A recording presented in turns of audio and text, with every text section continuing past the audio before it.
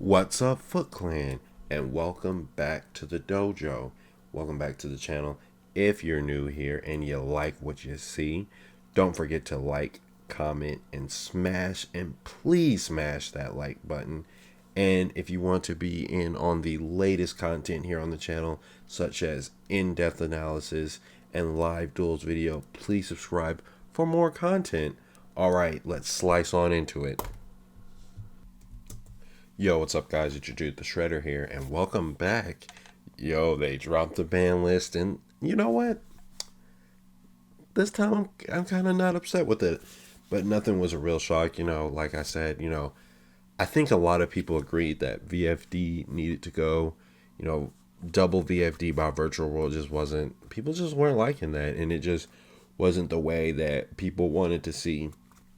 So obviously, we're gonna start with our ban section here, being True King of all calamities, Zexel, and Union Carrier. That's one pillar down, guys. Like I said, we got those, we got those like five pillars going on here, and we got one down.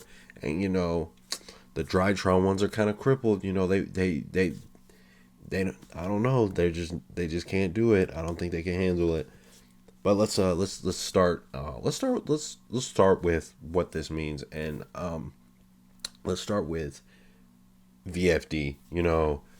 Virtual Worlds was pretty much, arguably speaking, the best deck in the format. When you looked at it, the deck was having more success here, here in the NA, in the North America, to over in Europe, and a lot of players were really complaining about it. Like, that was the big noise coming into the format.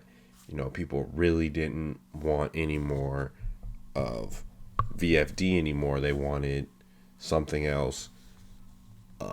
And my friend said, you can deal with two things. You can deal with getting double VFD'd, or you can deal with the hand loop. And I guess people were just like, well, I just rather deal with the hand loop at this point. And they just wanted VFD gone. I had been saying for formats that VFD really kind of needed to go. It wasn't really the greatest thing, because when you look back at it, you had Synchro Eldridge, making boards that were just, drawing five and then slapping in VFD on it. And like, it just wasn't the thing. I do have my thoughts on Virtual World as a deck. I like Virtual Worlds. I think they're going to now switch to a more different route, with the level 9 synchro macro and some back row. I think they can really do well with that. I think Shin Shin Pass is kind of strong. I do think they also do have a hand loop, as inconsistent or consistent as it may be. I'm not really sure on it. So there's that. And I just see the deck taking a really weird turn of trying to hand loop you. So yeah, I would just be on the lookout for that. They're either going to hand loop you, or they're going to try to control you. I think a pop and a reborn and stuff like that. I think the decks, it's kind of like Salad in my opinion. It does the same thing consistently every turn. And I think if there's still a problem, maybe it's time to hit Virtual World Lulu and things like that. But hey, let's just see how the format plays out. It just started. I ain't complaining about nothing to get banned. I really enjoy it. I think this is a great start. Now, on the Union Carrier, or let's not even just look at Union Carrier. Let's look at Drytrons. Now, Drytrons was the deck that came out in December. It came out right as we got our new list. And the deck does this thing where it makes a board that just kind of doesn't seem that bad.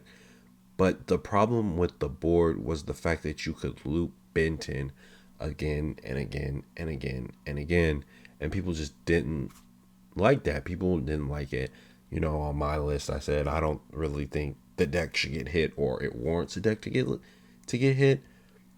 But I did think Ben 10 was the problem, and I said it will probably be addressed after, Lightning Overdrive. But Konami was like, no, we're just gonna hit it now, which means you could probably say I have mixed feelings about this deck, because I don't really know where to put it. I don't know where the deck can go from here, in a sense. Like, I don't know where it leads off, because the thing was, Union Carrier was the route for the deck. Like, that was the route you had to take to do your plays, to get the Dawn Knight in the grave, Ritual Summon, and things like that. Ben 10 helped you loop. Losing Union Carrier and Ben 10 now hits consistency. You're now hitting consistency and looping and things like that. That was the problem with the deck. You know, it was the fact that when you would call rituals on them, they just wouldn't. They would just be like, okay, well, I'm gonna just attack you directly for 800, and then slap a Zeus on the field, and that's how the deck generally operates. I don't generally have a problem with that. So I think the best way for them to go from here is really the Megalith route. I think that's the best way, or that may be the only way for a while that the deck may have to take. I mean, they before were ending on Ruler and things like that, and Ultimateness. Now, when it comes to Union Carrier just alone by itself, I say when the card came out that it was pretty degenerate, like, in a sense. Like, it just does things that just don't help the game, in theory, because it's not generic. It wasn't really doing anything that warranted it to not be ban worthy. Like I said, it was going to be ban worthy at some point, because the thing was, if you look back to its release, like I said with VFD wasn't that bad in Master Rule 4, but when we switched over to the new Master Rule, things got a little bit faster, and VFD just made the game a little bit more unhealthy, or players just didn't like it. Where with Union Carrier did this thing where it was a part of just every combo you would see. Like, it was a part of every sequence. And really, realistically, I thought that you could say, well, what was the point in hitting the Buster Lock when you could have just banned Union Carrier, excuse me.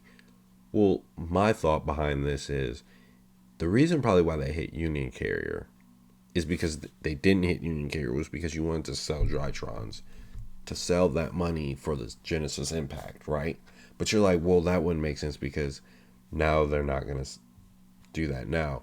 That's not really the case. I do still think Drytron and Virtual World in this sense are clearly tier 2 decks. I think Drytron's going to go to the Megalith build till whenever they get their Exceed, and I think Virtual World are going to hand loop you or play Shin Shin Control. I think you're going to have those two routes. I think that's just what you're going to have at that point. And when it comes to the best decks, or what is the next best deck, I think the next best deck, in my opinion, and I'm not really going to say what the best deck is because I don't really want to say that, but generally what happens is Control wins games, right? And we've seen that before.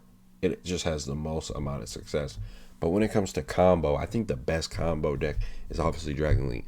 LP didn't get hit, and though I do think LP limits future card design, I think it not getting hit does put Dragon Link to that best combo deck. I think the best control deck that obviously is, and it's been out for almost a year, is probably Eldritch. And Eldritch, I don't know which version of Eldritch, because there's Zoo Eldritch, and I'm not really a big fan of that variant. I don't really think it does enough. I mean, I think Trident and setting Eldritch cards isn't that good when you could just do Trident, 2 really good explosive traps that actually stop you, and hand traps or droplets or whatever, in my opinion, is better to control the matchup.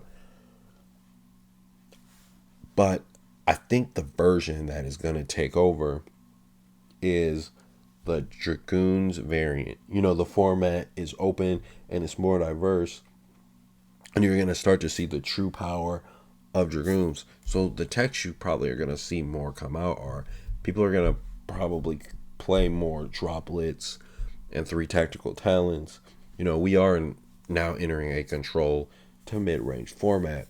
And when it comes to hand traps, you're probably going to see a more drop in from last format of Droll, because that's how you used to compact Drytrons, to more like we're going to put back in Veilers and Imperms and things like that. You also have the same great hand traps. Gamma is really good. Ash and Bell, really good. And Nib being really good if you ever come across that just combo deck that blows you out of the water. I think when it also comes to decks getting a bump up in the format, I think you're going to have Dogmatica variants, Invoked variants. Dogma Invoked, I do think that's a really good deck. You have Zoo, you have Dinos, you have Bird Up, you have Phantom Knights, you have Prank Kids, you have Orcus, and you have other anti-meta strategies and other old past strategies that could easily come back in. I think we have a pretty diverse format. I think I've just named 1, 2, 3, 4, 5, 6, 7, 8, 9, 10 decks you could probably play or pick up. And Dragoon Variants is a deck, over here in the NA we did have Dragoon's Guru. You have Dragoon's Outledge, you have Zoo Outledge, that's 4. You have Dragon Link. You could take that to 60 or a 40 card build. With the Chaos, you have Invoked Dogmatica. You have just pure Invoked. You could try that. You have Dogmatica. You have Zoo, Dinos. You have Shaddolls. I don't know how I forgot that. Shaddolls is really good. Just playing these explosive traps that do enough just help the format be more diverse. And I think that's what we're going to have. You're going to have a pretty wide range of things to come out. And I think that's how it's going to go. But that being said, I do have to say I am really sorry for you ABC players. You really took an F for Drytrons. That's not even fair. Tom Box is over here heartbroken about him losing Union Carrier. Not even for like Drytrons, for just ABCs. Like that deck just every year it just gets hit with something. But yeah, that's it for me today. Hope you all have a great day, and that's the Shredder. All right, peace out.